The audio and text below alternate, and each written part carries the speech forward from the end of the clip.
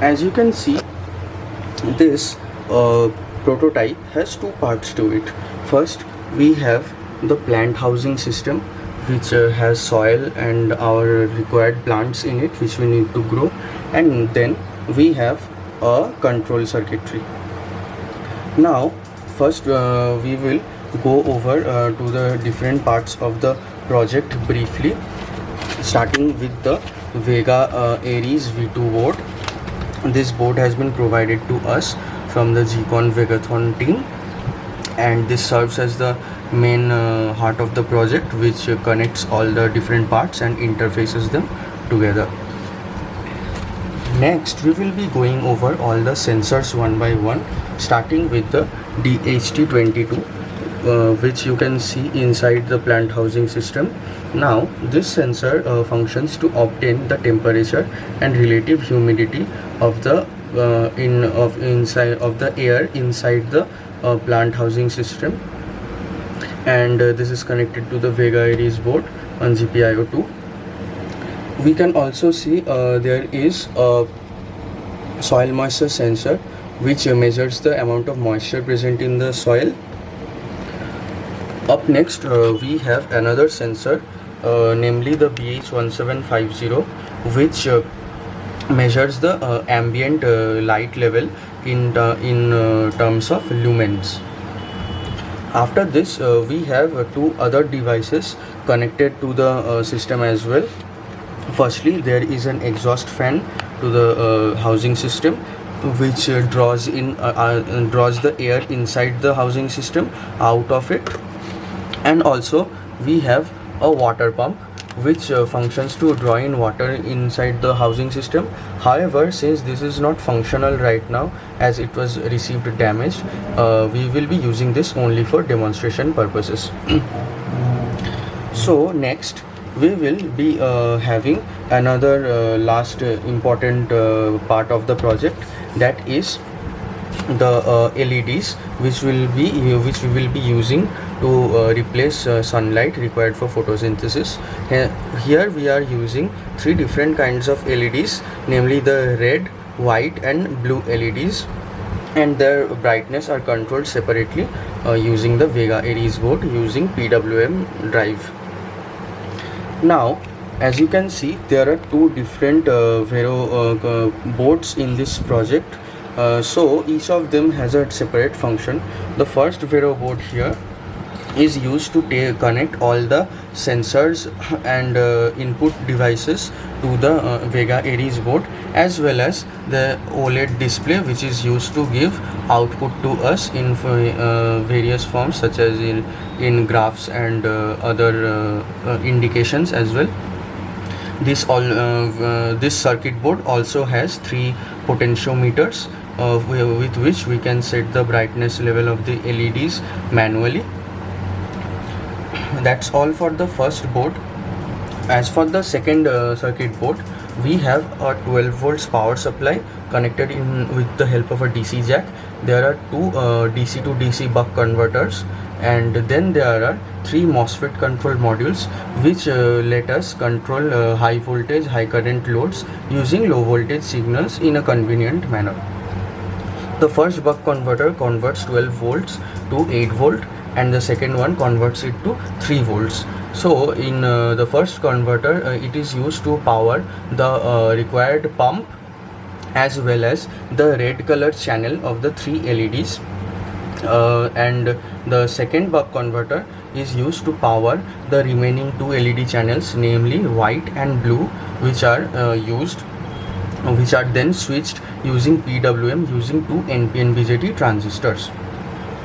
The fan mentioned before is connected to a third MOSFET module, which is directly connected to 12 volts power supply and helps to drive the fan using 12 volts. Now if we go over to the functioning of the project, we have the Aries board, which takes input from the various potentiometers and buttons and drives the LEDs and other devices. And there are two modes to the operation of this project. There is a manual mode and then there is an auto mode. In manual mode, we can set all the parameters ourselves for the LEDs as well as the devices, while in auto mode this will be auto set using some thresholds. Now you will quickly look at the interface of the OLED display. So we can see that there are three different boxes here, namely R, B and W, which are nothing but the which will depict the graph of the percentage of red, blue and white LED brightness levels, and on top of that we can see their percentages as well. After that we have the RH, which stands for relative humidity. Then we have temperature in degree Celsius. Then we have soil moisture level, and then we have the we have the ambient light intensity, which is measured in lumens. We also have indicators, namely F, P, and then there is a D.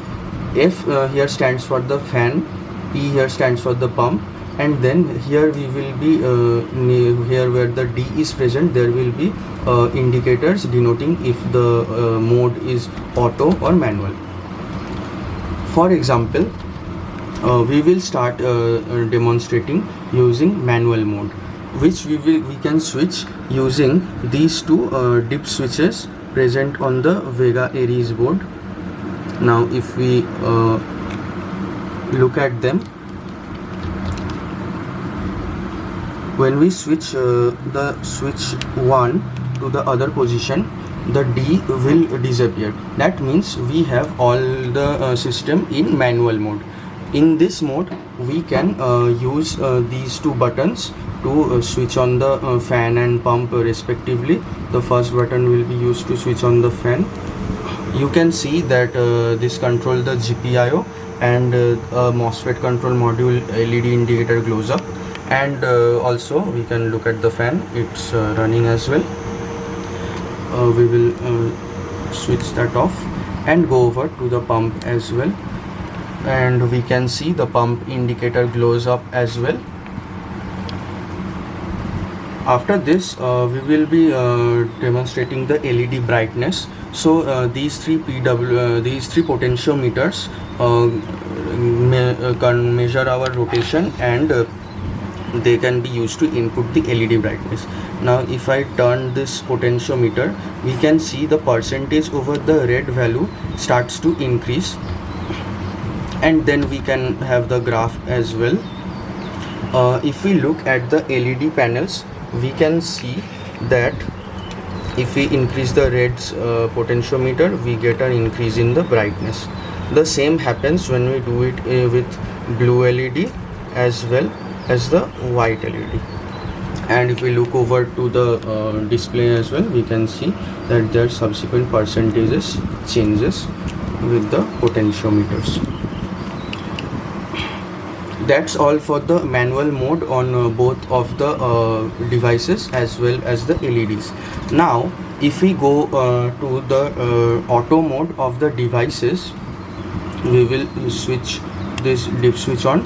We can see that there is a D symbol up there. That means it's in auto devices mode. Now this will use certain thresholds we have already set in the code to help drive different devices such as the fan and the pump. So the fan is set with the relative humidity parameter, and the pump is set with the soil moisture parameter. Now if we for example we test with the soil moisture, as it is convenient for me to do so. If I let's say draw the soil moisture sensor out of the system, we can see that the soil moisture value decreases. Soil moisture value decreases here, and then when it reaches below a certain level, then the pump will switch on. However, this does not decrease as of now. We can go on with we can also look right now that the relative humidity has gone up above 80%, which was used to as a threshold. and we have seen that the fan just turned on. The soil moisture sensor is not responding to the decrease in soil moisture level. However, the fan works just fine. So that's for auto mode in devices. That is, the fan and the pump will be working in automatically depending upon what thresholds we save. The soil moisture threshold needs to be set as per for testing, so that it does turn the pump on whenever the soil is sufficiently dry. Up next we will have the auto mode of the LEDs. Now if we switch the second dip switch on, we can see that the LED brightness levels are at 98% for all the 3 LEDs. We can see that in the panel as well. Now how this works is, the ambient light sensor, or the BH1750 mentioned earlier, measures the ambient light level in lumens from the environment. And this since this project replaces sunlight, what I have done is, the amount of sunlight present will be proportional to the LED brightness. Now for example, since this ambient light intensity right now is pretty low at 82 lumens, hence the LED brightnesses are all at 99 or 98 percentages. Now let's say I flash a light in the luminance intensity, and you can see that this brightness level starts to rise. And if we provide sufficient light to it,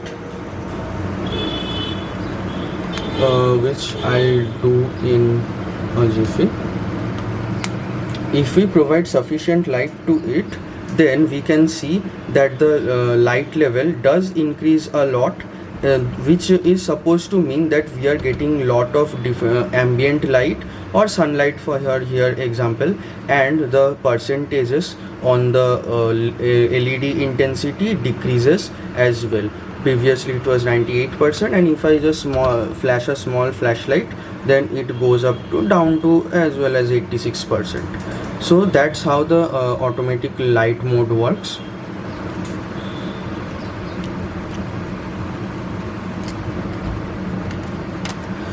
Now as the final system works, we have the LED panels. Now I would just quickly switch over to the manual mode for the LEDs. You can see the L signal has disappeared, which means we are now in manual mode.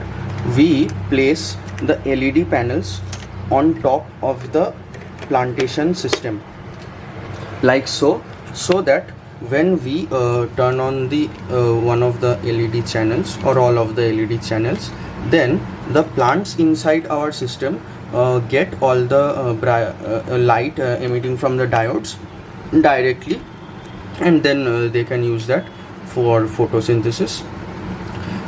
As of now, we can set custom brightness values to this in manual mode, that we can set for multiple plants. This works in a trial and error basis, that different plants require different brightness levels in the 3 different LEDs, and also they have different environmental conditions. For example, in relative humidity as well as soil moisture and temperature, which we can regulate using the other devices. We can for example, if we have not set the auto mode, then if we have let's say 77% relative humidity right now, we can switch on the fan. Oh, sorry, I think the fan is in auto mode. We will quickly switch that over to manual mode. You can see the D has disappeared. If I switch on the fan, then you will notice that slowly the relative humidity decreases due to the fan operating. And then that is how we can decrease the relative humidity using the fan. Also using the pump and by other devices, by drawing out water, we can decrease the soil moisture as well. And separately is different other actuators for controlling different other environmental parameters that we can just plug into the system and control altogether. Now thank you for giving us this opportunity, and this is all about this project.